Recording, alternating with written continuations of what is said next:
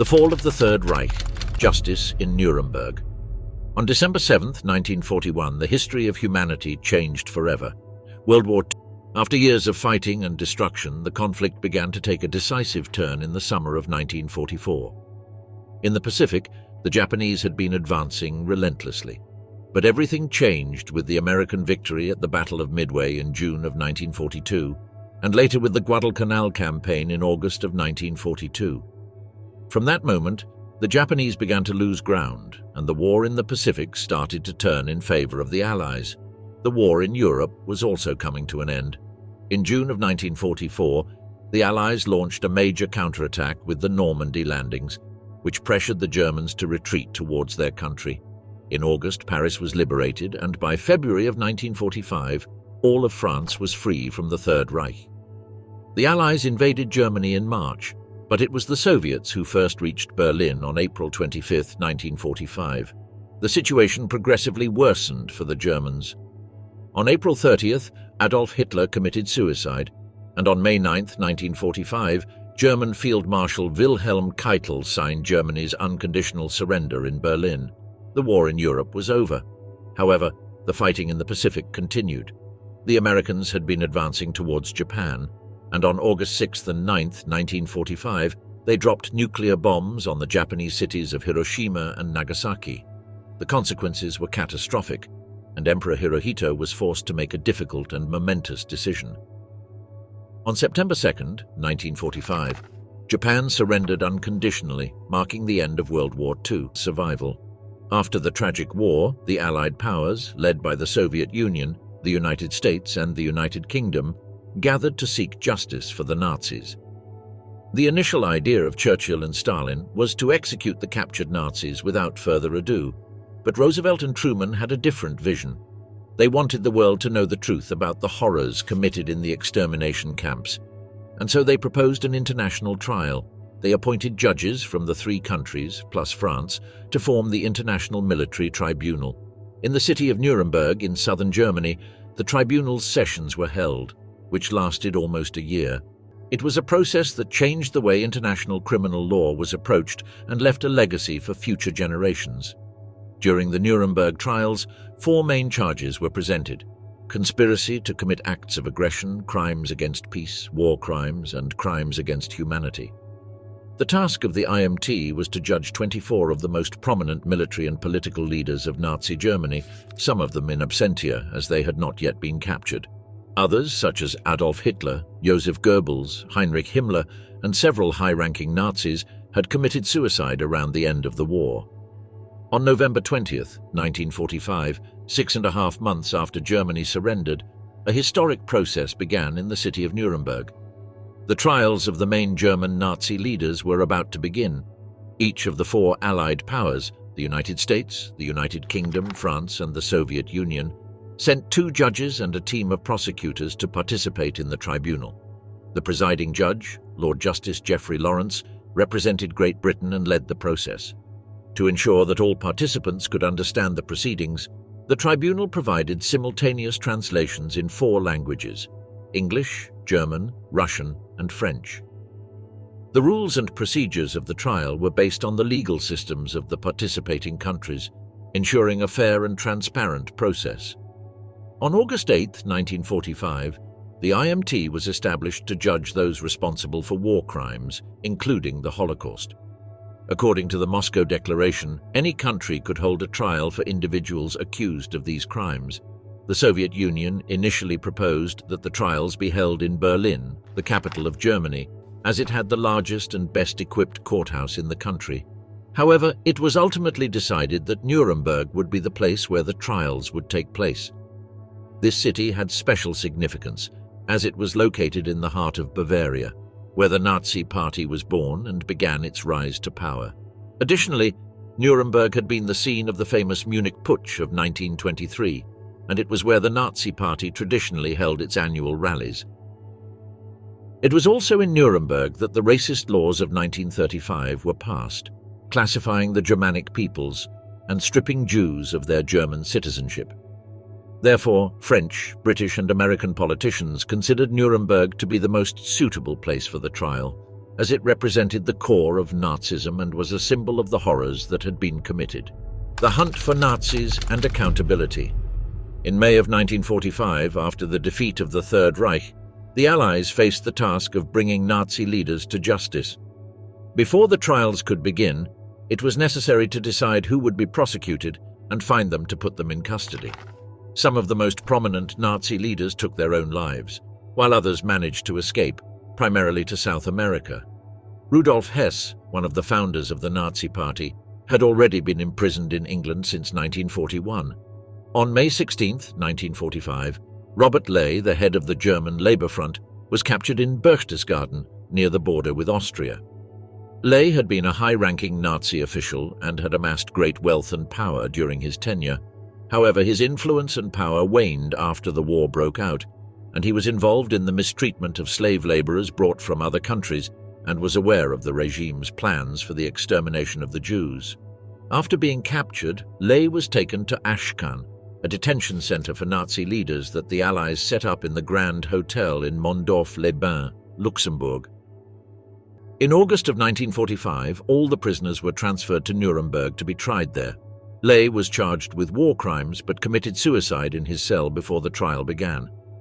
On November 20, 1945, the Nuremberg trial opened with 21 defendants sitting in the dock. Among them were Hermann Göring, Hitler's number 2, Rudolf Hess, Joachim von Ribbentrop, Germany's foreign minister, Wilhelm Keitel, chief of the Armed Forces High Command, Ernst Kaltenbrunner, chief of security police, Alfred Rosenberg, the main ideologue of the Nazi Party, and others. The trial lasted a full 10 months and held 403 public sessions. As for the defendants, 11 were sentenced to death by hanging, including Joachim von Ribbentrop, Wilhelm Keitel, Ernst Kaltenbrunner, Alfred Rosenberg, Hans Frank, Wilhelm Frick, Julius Streicher, Fritz Saukel, Alfred Jodl, Arthur Seyss-Inquart, and Martin Bormann, although the latter was sentenced in absentia because his body had not been found. The execution of the condemned took place on October 16, 1946, at Nuremberg prison. Others received prison sentences ranging from 10 years to life imprisonment, and some were acquitted due to lack of evidence or for not having directly participated in the war crimes. Merciless deaths, the end of Göring. On October 1, 1946, after a trial that had lasted 315 days, the sentences of the defendants in the Nuremberg tribunal were announced. Judge Lawrence began reading the sentences, starting with Hermann Göring, who was considered the most dangerous of the group and responsible for some of the most serious crimes. When Göring heard his sentence, he remained expressionless for a moment, turned around, and left the courtroom without saying a word. Rudolf Hess, Walter Funk, and Erich Raeder were sentenced to life imprisonment. Baldur von Schirach and Albert Speer received sentences of 20 years in prison, while Konstantin von Neurath was sentenced to 15 years. Karl Dönitz, for his part, received a 10-year prison sentence.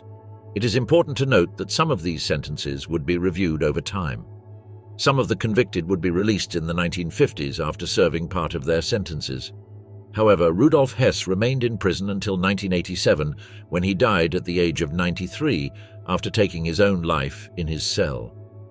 His death ended one of the most tragic and controversial stories of World War II.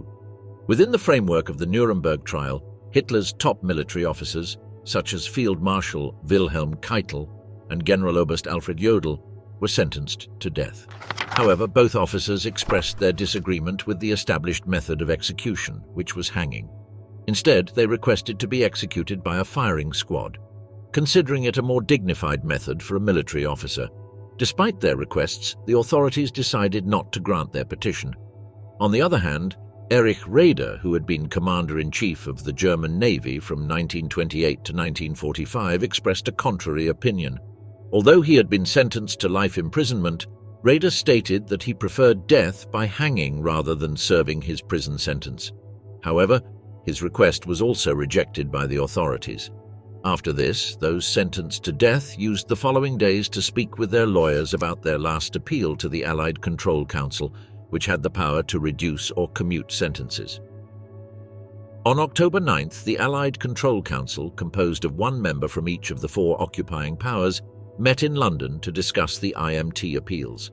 After more than 3 hours of debate, the ACC voted to reject all appeals. 4 days later, the prisoners were informed that their last hope had vanished. After the appeals were rejected, the condemned prisoners were handed over to the four-power military government in Germany. From June of 1945 until the division into two German states in October of 1949, this government was the Allied Control Authority of the Four Powers, or ACA, based in Berlin. On October 15th, the day before the scheduled executions, Hermann Göring sat at the small desk in his cell and wrote a note to the Allied Control Council, stating that he would not have objected to being shot. However, he would not tolerate the humiliation of being executed by hanging. He also claimed that he did not want to submit to his enemy's punishment, and for that reason, he chose to die, as he put it, like the great General Hannibal. After writing the note, he took a cyanide pill that he had somehow managed to smuggle in and put it in his mouth. At 10:44 p.m., a guard heard Göring's choking sounds and immediately called a doctor. He arrived just in time to see Göring take his last breath. At 1:11 a.m. on October 16th, Joachim von Ribbentrop was taken to the gymnasium of the Palace of Justice, where a gallows had been set up. When asked if he had any last words, he said, "I wish peace for the world." Then his head was covered with a black hood and the noose was placed around his neck. A trapdoor opened and 2 minutes later, he was declared dead. By 2:45 a.m., the 10 Nazi war criminals were dead and placed on stretchers. The executioner responsible for the executions was John C. Woods, who had been appointed to this role despite having no prior experience in such procedures. Woods had claimed to have experience as an assistant executioner in Texas and Oklahoma, but these claims were false. Despite this, the US Army did not attempt to verify his background. Woods had tried to join the Army on different occasions, but had always been rejected. Finally, in 1943, he enlisted and applied for the position of executioner. He claimed to have executed 347 people during his supposed 15-year career until the Nuremberg Trials, but this was not true. His army comrades remembered him as an alcoholic with a disheveled appearance. Despite his lack of experience, Woods was responsible for installing 3 wooden scaffolds in the gymnasium of the Palace of Justice for the executions. The idea was to use 2 of them alternately, keeping the third in reserve in case something went wrong with the mechanism of the first 2. Each scaffold had 13 steps, and the ropes were suspended from crossbeams supported by 2 posts. A new rope was provided for each hanging. After the death of Joachim von Ribbentrop, the next to be executed was Field Marshal Wilhelm Keitel. Due to Hermann Göring's death by poisoning, it was decided to change the execution protocol, and the prisoners were escorted with their hands tied and secured to their bodies with a leather strap. Keitel maintained his military demeanor until the end and asked God to have mercy on the German people. Then, the executioner John C. Woods pulled the lever, and Keitel disappeared through the hole in the floor. While Ribbentrop and Keitel were still hanging from their ropes, a pause was decided, so the witnesses could go outside to smoke. 2 doctors, one American and one Russian, checked the pulse of the hanged men and confirmed their deaths. Then, Woods cut the ropes with a knife, and the bodies were taken to a corner who oversaw mass murders in concentration camps. Kaltenbrunner was the boss of Adolf Eichmann, who at that time was hiding in South America, and Rudolf Höss, the commander of Auschwitz. Next, Alfred Rosenberg was executed, one of the first members of the Nazi Party and the main ideologue of the Nazis. He said no last words and died quickly. Although he declared himself an atheist, he was accompanied by a Protestant chaplain who prayed by his side while Woods pulled the lever. After Rosenberg, Hans Frank, Hitler's Gauleiter, or Governor-General of occupied Poland, was executed. Frank smiled as he entered the gymnasium and seemed relieved that his pain would soon end. Next, Wilhelm Frick, Hitler's interior minister from 1933 to 1943, was executed. Frick was one of the main supporters of the Nazi euthanasia program. Next, Julius Streicher, the editor of the Nazi Party newspaper Der Stürmer, responsible for spreading lies and anti-Semitic propaganda, was executed. Streicher's execution was particularly brutal as the rope did not break with the fall, and he was instead strangled to death. After Streicher, Fritz Sauckel, the man who oversaw the vast Nazi universe of slave labor, was executed. Sauckel screamed at the top of his lungs that he was innocent of all charges and took a long time to die at the end of the rope. Next, Alfred Jodl, the Generaloberst of the Wehrmacht, was executed. Jodl wore his uniform with the collar half raised and died after a short drop. The last of the 10 condemned was Arthur Seyss-Inquart, who had helped install the Nazi regime in his native Austria, and then presided over occupied Holland. Seyss-Inquart had a clubfoot and struggled as he limped up the 13 steps to the gallows. At 2:45 a.m., all the condemned had been executed, and their bodies were taken to stretchers in the corner of the gymnasium. John C. Woods looked pleased as he cut the last rope and helped the GIs carry the last body to its stretcher. The executions were not regular, and there have been speculations that Woods did not do a clean job. Many of the condemned took up to 20 minutes to die, a prolonged time due to the inexperience of the executioner and the deficiency of the equipment used. The hanging was neither quick nor clean. Some of the prisoners suffered violent convulsions, while others bled out slowly, resulting in an inhumane process both for the sentenced and for the witnesses, who observed the prolonged agony of the men struggling for their last breaths. The fate of the bodies, preventing the cult of the Reich martyrs. After the executions, the bodies of the Nazi criminals were carefully labeled, photographed, and recorded.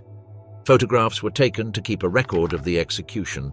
The bodies were then placed in coffins and labeled with false names. Hermann Göring's coffin, for example, was labeled with the name George Munger, a well-known American football player at the time. The coffins were loaded onto military trucks, and the group of American soldiers on board believed they were transporting fellow American soldiers killed in action. The trucks were under the command of the military police battalion, responsible for security during the Nuremberg Trials. An empty 12th coffin was loaded onto one of the trucks, and the group traveled south, escorted by American military jeeps. An empty 12th coffin was loaded onto one of the trucks, and the group traveled south, escorted by American military jeeps to a crematorium located in Ostfriedhof, a large cemetery in Munich. The crematorium workers did not suspect anything unusual, as they were informed that the bodies belonged to American soldiers who died in 1945, but whose remains had recently been recovered from the battlefield.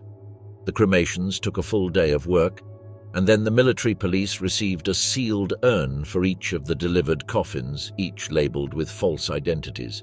The urns were loaded onto one of the trucks, and both the trucks and the escort continued south, stopping in front of Heilmannstrasse 25, where a U.S. Army morgue operated at the time.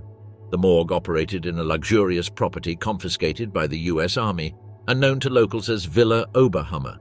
The urns were picked up by the morgue operators, who were instructed to dispose of the ashes where no one could find them. The next morning, on October 17th, the Americans took the urns to a nearby stream called Wenzenbach, which was a tributary of the Isar River, one of the branches of the Danube. Each urn was opened, and the ashes were poured into the water. Then the urns were completely destroyed and probably thrown into the waters of the Wenzenbach as well. The disposal of the possessions of the executed Nazis followed the same principles.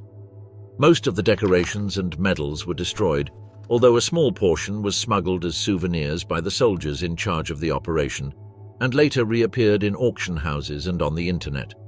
Personal belongings, as well as any cash up to 1,000 Reichsmarks, were sent to the families of the deceased, while any amount exceeding that was sent to the IMT's financial offices.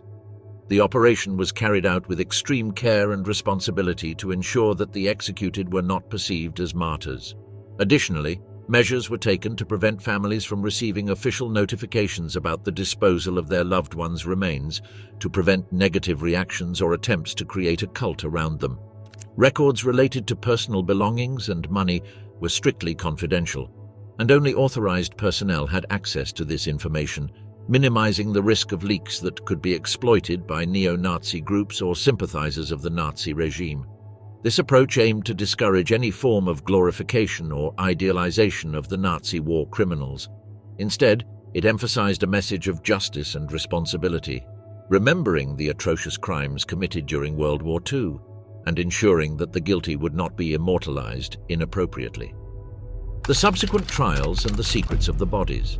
After the first Nuremberg trial, which set an important precedent in the history of international justice, There were a series of political and judicial maneuvers to address the crimes committed during World War II.